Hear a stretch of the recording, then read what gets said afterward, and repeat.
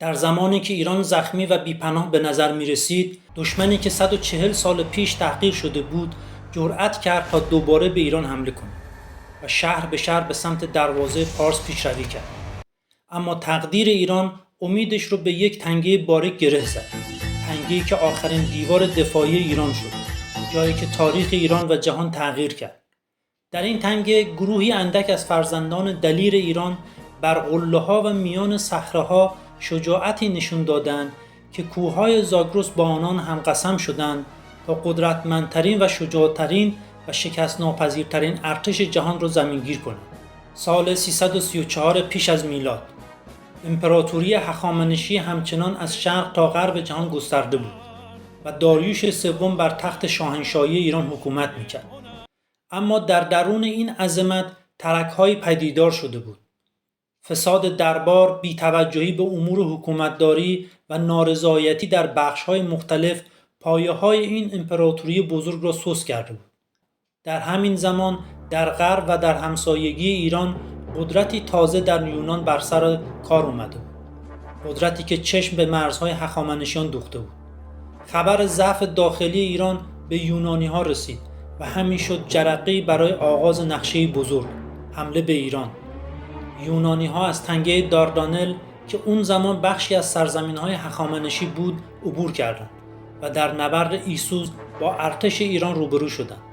با وجود دلاوری سربازان هخامنشی، ارتش یونان به فرماندهی اسکندر مقدونی موفق شد مقاومت ایران را در هم بشکند. در این نبرد داریوش سوم با همراهی یاران وفادار خودش از میدان گریخت و جان سالم به در برد. قبل از دیدن ادامه ویدیو لطفاً برای حمایت از ما و کمک به بیشتر دیده شدن کانال ما را سابسکرایب و بعد از لایک کردن این ویدیو رو برای دیگران ارسال کنید. اسکندر که با این پیروزی اعتماد به نفس و نیروی تازه یافته بود، به فکر گسترش قدرت خود افتاد. نخست به سمت اورشلیم و بعد غزه حرکت کرد. شهری که به دلیل وفاداری به هخامنشیان یکی از سخت‌ترین و سرسختانه ترین نبردها را برای ارتش یونان رقم زد. پس از این جنگ دشوار سپاه مقدونی‌ها رهسپار مصر شد، جایی که بدون مقاومت چشمگیر در برابر ارتش اسکندر سقوط کرد. اسکندر مقدونی بعد از فتح مصر خودش رو بسیار قدرتمند میدید. به همین خاطر به فکر پیشروی در سرزمین‌های امپراتوری هخامنشیان افتاد. هدف اصلی اسکندر مقدونی فتح سرزمین پارسه و انتقام از هخامنشیان و به دست آوردن گنجینه کاخ پارسه یا همون تخت جمشید بود. پس با سپاه خودش به سمت پارسه حرکت کرد. خبر حرکت سپاه یونانی‌ها به فرماندهی اسکندر مقدونی به دربار داریوش سوم هخامنشی رسید. داریوش سوم که طعم شکست از یونانی‌ها را چشیده بود، تصمیم گرفت تا یک بار دیگه با سپاه خودش به جنگ یونانی‌ها بره. به همین خاطر از سراسر امپراتوری هخامنشیان تعداد زیادی جنگجو به سپاه داریوش سوم اضافه شدند و به سمت سپاه یونانی‌ها حرکت کردند. هر دو سپاه در منطقه گوگمل در نزدیکی شهر موصل امروزی که در عراق هست در مقابل هم سفارایی کردند. قبل از حرکت سپاه ایران به سمت منطقه گوگمل، داریوش سوم هخامنشی برای در امان ماندن سرزمین پارس تصمیم گرفت تا وفادارترین و شجاعترین سردار خودش یعنی آریوبرزن سردار هخامنشی رو مأمور پاسداری و حفاظت از سرزمین پارس کنه. در اون زمان سرزمین پارسه از شرق به کرمان و از غرب تا خوزستان و از شمال به اصفهان و از جنوب تا خلیج فارس رو شامل میشد که مرکزیت اون پارسه مرکزی یا همون تخت جمشید امروزی بود. در سمت غرب این محدوده جغرافیایی کوههای زاگرس مثل یک دیواری بلند نفوذ دشمنان به سرزمین پارسه رو بسیار دشوار کرده بود. کوههای بلند زاگرس در طول تاریخ ایران از گذشته تا به حال محل زندگی اقوام اصیل ایرانی همچون لرها و کردها بوده که با رشادت و شجاعت در مقابل دشمنان ایران ایستادگی کردند. از دورانهای بسیار قدیم تا به امروز تنها راه عبور از کوههای زاگرس عبور از تنگه‌های صعب العبور اون بوده. مهمترین تنگه در کوههای زاگرس در دوران هخامنشیان تنگه یا دربند پارس بود که یونانی‌ها از اون با نام دروازه پارس در کتاب‌های تاریخی خودشون نام بردن. این به این معنی هست که در این زمان برای رسیدن به سرزمین پارسه از تنگه دربند یا همون دروازه پارس باید عبور می‌کردند. آریوبرزن که جز بهترین سرداران هخامنشی و مورد اعتماد داریوش سوم بود، به همراه خواهرش یوتاب و زبده‌ترین جنگجویان خودش به سمت دروازه پارس حرکت کرد. از اونجایی که آریوبرزن زبانزد مردم پارس بود و به عنوان شخصی دلیر و وطن پرست شناخته میشد، در طول مسیر خودش تعدادی از مردان و زنان عادی روستاها و شهرهای دیگه داوطلبانه برای همراهی با آریوبرزن و دفاع از سرزمین پارس به اون پیوستن. حتما براتون این سوال پیش میاد که چرا تنگه پارس یا تنگه تکاب رو آریوبرزن برای مقابله با دشمن انتخاب کرد. به صورت تحلیلی دلایل مختلفی برای این انتخاب وجود داره. اول اینکه آریوبرزن تجربه جنگ با اسکندر مقدونی و یونانی ها رو داشت و از نحوه جنگیدن اونها کاملا آشنا بود و میدونست که نمیشه با سپاه یونانی ها مثل جنگ گوگمل و جنگ های دیگر در دشت باز جنگید. دوم اینکه تنگه پارس به خاطر شرایط طبیعی که داشت باعث میشد تا نظم سپاه یونانی ها به هم بریزه. سوم اینکه سربازان آریوبرزن همچون اجدادشون در کوههای زاگرس زندگی میکردن و با شناختی که از این منطقه داشتن جنگیدن در این مناطق براشون بسیار راحت تر بود. دلیل مهم دیگه این که ایرانیان از دوران باستان برای گذشتگان خودشون احترام قائل بودن و بر اساس اکتشافات باستانشناسی که در سال 1361 خورشیدی در منطقه دربند پارس یا تنگ تکاب در زمان قبل از احداث سد مارون بهبهان انجام شد، مقبره باستانی پیدا شد که نشان میداد متعلق به فردی خاص است. باستانشناسان در اون زمان معتقد بودند که این مقبره متعلق به یک حاکم منطقه‌ای در دوران ایلامی ها بوده. اما به نظر میرسه با توجه به مستندات تاریخی و شرایط جغرافیایی و این نکته که در دوران هخامنشیان احترام به مقبره گذشتگان رواج داشته، آریوبرزن برای بالا بردن روحیه سربازان خودش این منطقه رو انتخاب کرد تا هم با استفاده از شرایط جغرافیایی و هم اعتقادات مذهبی اون زمان مانع عبور یونانی ها بشه. لطفاً برای کمک به این موضوع اگر اطلاعات بیشتری دارید برای ما حتما کامنت کنید. اما بریم ببینیم داریوش سوم و اسکندر مقدونی چه کردند. نبرد گوگمل در 1 اکتبر سال 331 پیش از میلاد عیسی مسیح بین سپاه امپراتوری هخامنشی به فرماندهی داریوش سوم و سپاه اسکندر مقدونی در شرق موصل اتفاق افتاد.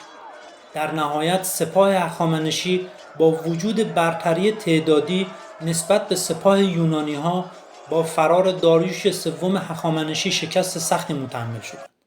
اسکندر مقدونی که تونسته بود سپاه هخامنشی رو دوباره شکست بده، به سرعت به سمت پایتخت هخامنشیان یعنی پارسه یا تخت جمشید حرکت کرد و بر سر راه خودش بابل و شوش رو هم فتح کرد. اسکندر مقدونی در بابل شروع به جمع‌آوری اطلاعاتی در مورد مسیرهای منتهی به سرزمین پارسه و تخت جمشید میکنه. در همین حین خبر میرسه که گروهی از سپاه هخامنشی در منطقه‌ای در کوههای صعب‌العبور زاگرس در منطقه یا در بند پارس در حال آماده سازی خودشون برای مقابله با یونانی ها هستند.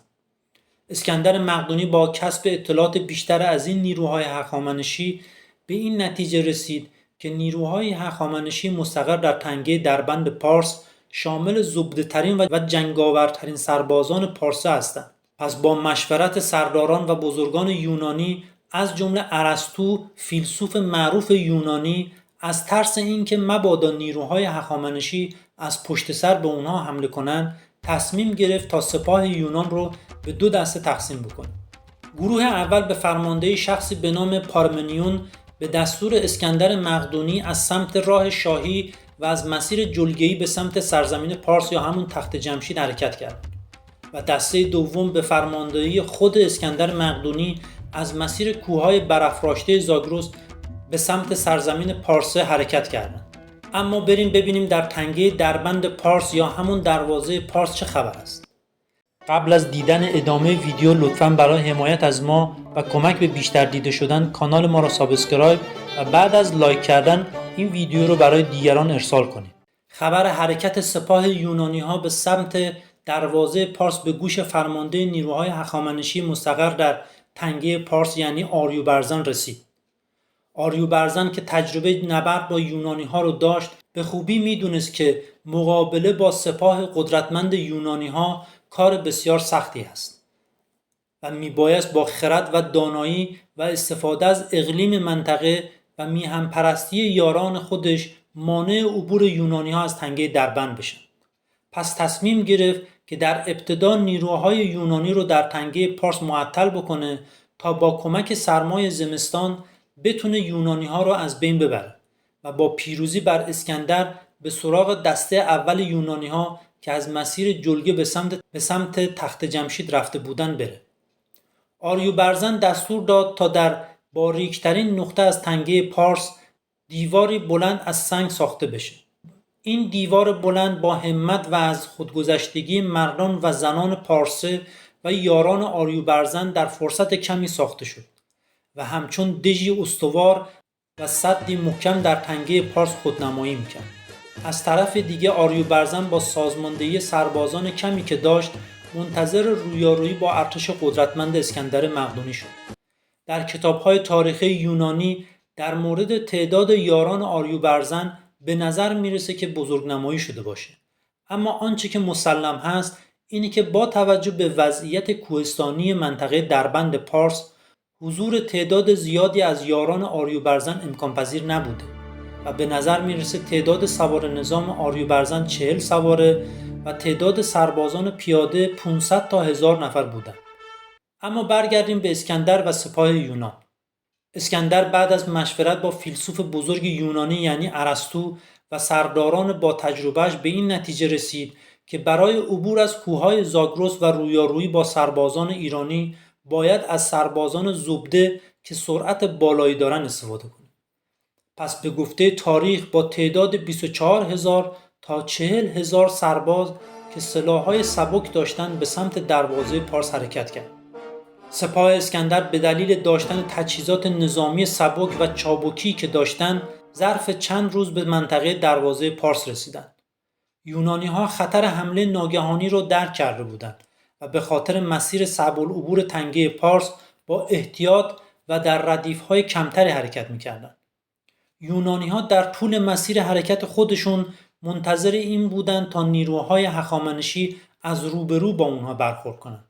اما با ورود به نقطه‌ای از تنگه پارس که باریکترین نقطه اون بود با یک دیوار سنگی بلند مواجه شدند و هنگامی که به فکر راه حلی برای عبور از اون بودند ناگهان از آسمان سنگ‌های بزرگ و کوچک به همراه تیرهایی از کمان رها شده از بالای کوه‌ها و تنگه پارس بر سر یونانی‌ها پرتاب شد. سربازان آریوبرزن از بالای کوه چنان بر روی یونانی‌ها سنگ و تیر پرتاب می‌کردند که سپاه یونانی‌ها توان دفاع از خود رو نداشت. منجنیق‌ها و پرتاب سنگ یک لحظه متوقف نمی‌شد و سربازان پارسی با فلاخن از بالای کوه سربازان یونانی را هدف قرار می‌دادند و بدین ترتیب بسیاری از سربازان دشمن از پا درآمدند. بسیاری از یونانی‌ها زیر سنگ‌های غلتیده از کوه و تیراندازی کمانداران آریوبرزن جون خودشون از دست دادند و با حمله‌ای که آریوبرزن و یوتا به همراه یارانشون انجام دادن ضربه سخت به یونانی‌ها وارد شد. در حمله اول یونانی‌ها مجبور به فرار و عقب نشینی شدند، طوری که تعدادی از سربازان یونانی در هنگام فرار زیر دست و پای سربازان یونانی دیگه که در پشت سرشون در حال پیشروی بودند کشته شدند. اسکندر که انتظار همچین حمله غافلگیرانه‌ای را نداشت، بعد از فرار از تنگه دربند دستور داد تا یونانی‌ها دوباره سازماندهی و آماده حمله بشند. شرایط تنگه پارس طوری بود که فقط تعداد کمی از سربازان میتونستن وارد تنگه بشن. اسکندر با بررسی وضعیت کوهستانی منطقه با خیال اینکه با فرستادن تعداد سربازی زبده میتونه آخرین سربازان هخامنشی رو از بین ببره، دستور داد تا سربازان چابک و جنگاور یونانی از کوه بالا برن و با ایرانی‌ها بجنگن. اما غافل از اینکه پارسی‌ها برای دفاع از وطن همچون شیر قران چنان سربازان یونانی رو تارمار می‌کردند که تعداد کمی از سربازان یونانی به اردوگاه اسکندر برگشتند. طبق کتب تاریخی این جنگ و گریزها چندین مرتبه تکرار شد و هر بار یونانی‌ها با تلفات سنگینی پا به فرار می‌ذاشتند. آریوبرزن قصد داشت تا با زمین گیر کردن یونانی‌ها در کوههای زاگرس و با فرار رسیدن سرمای سخت زمستان و نرسیدن آذوقه و حمله‌های پارتیزانی سپاه یونانی‌ها رو نابود بکنه و این استراتژی رو به خوبی اسکندر فهمیده بود. اسکندر دستور داد تا یونانی‌ها به سمت دشت که بهبهان امروزی هست عقب نشینی کنند تا در امان بمونند. حدود 48 روز از ورود سپاه اسکندر مقدونی به تنگه دربند گذشته بود و سرما شرایط سختی رو برای یونانی‌ها به وجود آورد. استیصال و نارضایتی هر روز در سپاه یونانی‌ها بیشتر و بیشتر می‌شد و بعضی از سرداران اسکندر گفتند از راهی که اومدن برگردند تا در زمان دیگری بعد از بهار از راه دیگری به سمت پارس حرکت کنند. اسکندر که تا اون زمان با چنین شکستی مواجه نشده بود و برای اولین بار میدید که تعداد کمی پارسی در مقابل سپاه قدرتمند امپراتوری یونان با شجاعت مقابله میکنن، حاضر نبود شکست ناپذیر بودنش باطل بشه. پس مخالفان رو سرکوب کرد تا مانع شورش در بین سپاه یونانی ها بشه. از طرف دیگه آریوبرزن که سرداری خردمند و دانایی بود، تمام مسیرهایی که امکان داشت یونانی ها قصد عبور از اون رو داشته باشن، با قرار دادن کمین‌های مختلف هر حرکت اسکندر مقدونی رو خنثی می‌کرد. در طول تاریخ سرزمین ایران از یک آفت همیشه ضربه خورده و این آفت باعث تغییر تاریخ و وقایع مهمی شده. اون آفت چیزی نیست جز خیانت. طبق گفته تاریخ، اسکندر مقدونی که از جنگاوری و شجاعت ایرانی‌ها در مقابل سربازان یونانی مستعصل و خشمگین شده بود، به ناگاه به خاطر خیانت یک چوپان نادان و با پرداخت مبلغی ناچیز و دادن وعده‌های مختلف راهی برای دور زدن ایرانی‌ها پیدا کرد.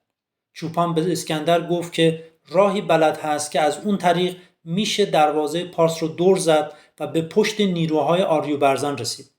اسکندر به همراه حدود 1000 سرباز زبده یونانی در یک شب سرد با راهنمایی چوپان حرکت کرد. چوپان سربازان یونانی را از مسیر بسیار سخت و دور از چشم سربازان آریوبرزن عبور داد و به پشت اردوگاه ایرانی ها رسوند. یونانی ها با استفاده از تاریکی شب به اردوگاه آریوبرزن حمله کردند و بسیاری از سربازان ایرانی را کشتند. خبر شبیخون یونانی ها به آریوبرزن و یوتاب خواهرش رسید و به ناچار به سمت اردوگاه یاران خودش حرکت کرد. از طرف دیگه سپاه یونانی ها به سمت تنگه پارس حمله بزرگی انجام دادند. ایرانی ها چنان می جنگیدند که تمام تنگه دربند غرق خون شده بود. در تنگه پارس اجساد یونانی ها بر روی هم انباشته شده بود و آریوبرزن و یارانش همچنان جانانه می جنگیدند، طوری که این جنگ و کشتار تا 3 روز طول کشید. لوئیس دول در کتاب آتیلا به جنگ دروازه پارس پرداخته و میگه که پس از جنگ‌های پی در پی اسکندر از شجاعت آریوبرزن خوشش اومده و به اون میگه که اگر تسلیم بشه سر سلامت به در میبره. ولی آریوبرزن در جوابش میگه شاهنشاه ایران مرا به اینجا فرستاده تا از این مکان دفاع کنم و من تا جان در بدن دارم از این مکان دفاع خواهم کرد. اسکندر هم در جواب اون میگه شاه تو فرار کرده، تو نیز تسلیم شو تا به پاس شجاعتت تو را فرمانروای ایران کنم. ولی آریوبرزن در پاسخ گفته بود پس حالا که شاهنشاه رفته من نیز در این مکان میمانم و آنقدر مبارزه میکنم تا بمیرم. سربازان آریوبرزن تا آخرین نفس دلیرانه و شجاعانه جنگیدند. گفته شده یوتاب که فرمانده گروهی از سربازان ایرانی بود در قسمتی دیگر کوهستان با یونانی ها در حال نبرد بود و با شجاعت در مقابل یونانی ها دفاع میکرد. یوتاب شیرزن پارسی بود که نامش در تاریخ ایران ثبت شده، طوری که جنگاوری اون مورد تمجید تاریخ نگاران اروپایی هم هست. گفته شده یوتاب مردانه می جنگید و سربازان یونانی فکر می کردن که با یک مرد جنگجو می جنگد. برخی از یاران یوتاب زنان دلیری بودند که در کنار یوتاب می جنگیدند، طوری که سربازان یونانی از مقابلشون فرار می کردن. در نهایت یوتاب بعد از دست دادن یارانش در جنگی نابرابر به خاطر زخم‌های فراوان در حالی که تیرهای فراوانی در بدن داشت بر روی زمین می‌افته و جانش رو فدای خاک سرزمین پارسی می‌کنه. امروزه در تنگه تکاب مقبره‌ای به نام آرامگاه بیبی نرگس خاتون وجود دارد که بعضیا معتقدند محل کشته شدن یوتاب و آرامگاه یوتاب هست که متاسفانه به عنوان امامزاده زیارت میشه. جوی بالش که ستم درمون بالم تیتنه دل و کسش میکنم ویچو خیالم تیتنه عربتش نیم بمیرم عرتش گورم کنه نو به هر اونی زنم چشمی زلالم تیتنه بازنه تیر قلبیم جوی بالش کسیم زمونه بالش کنم بی زمونه خستیم. لطفاً اگر در این مورد اطلاعات بیشتری میدونید حتما برای ما کامنت کنید. خبر کشته شدن یوتاب به آریوبرزن میرسه. آریوبرزن تنها با 40 سوار نظام و تعداد کمی پیاده نظام دلیرانه با یونانی ها می جنگید. آریوبرزن نبردی سخت با سربازان یونانی میکنه، طوری که با گرزی که داشت سربازان یونانی رو یکی پس از دیگری بر روی زمین میاندازه. یونانی ها تلاش زیادی کردند تا آریوبرزن رو از پا در بیارن، اما شجاعت و دلیری این پهلوان ایرانی باعث شد تعداد زیادی از سربازان دشمن کشته بشن و یا فرار کنند.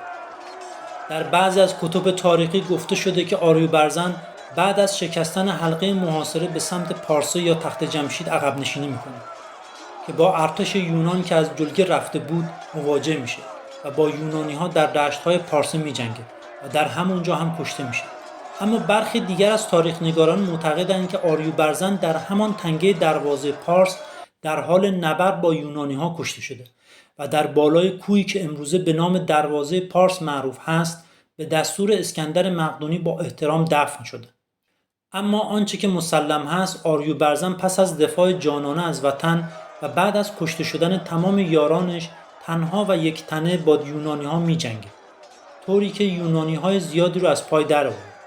حتی گفته شده اسکندر مقدونی در نبردی تن به تن که با آریوبرزن داشت زخم عمیقی برمی‌داره که بعدها باعث مرگ اسکندر میشه.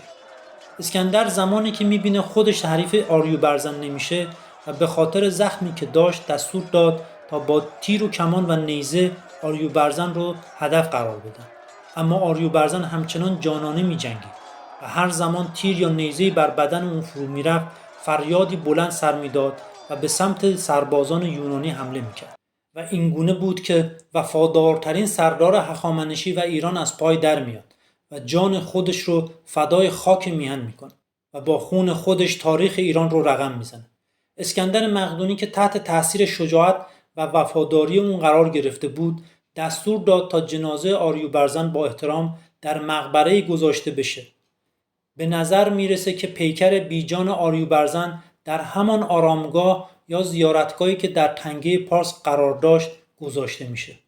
مورخان نوشتند که اسکندر در تمجید آریوبرزن گفت اگر چنان دفاعی در جنگ گوگمل انجام میشد قطعاً یونانی ها شکست میخوردن.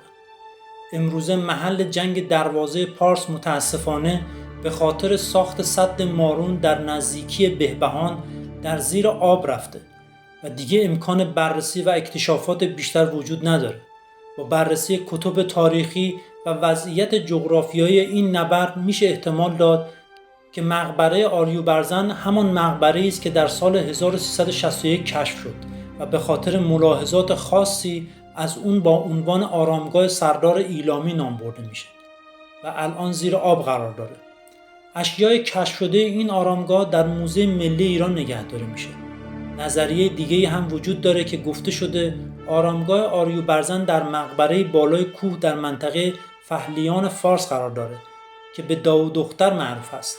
با کشته شدن آریوبرزن و یارانش اسکندر تونست به راحتی پارسه و تخت جمشید رو فتح کنه و در نهایت برای انتقام از ایرانیان دستور به آتش زدن تخت جمشید میده. به این ترتیب با از بین رفتن امپراتوری بزرگ هخامنشی تاریخ ایران و جهان تغییر میکنه.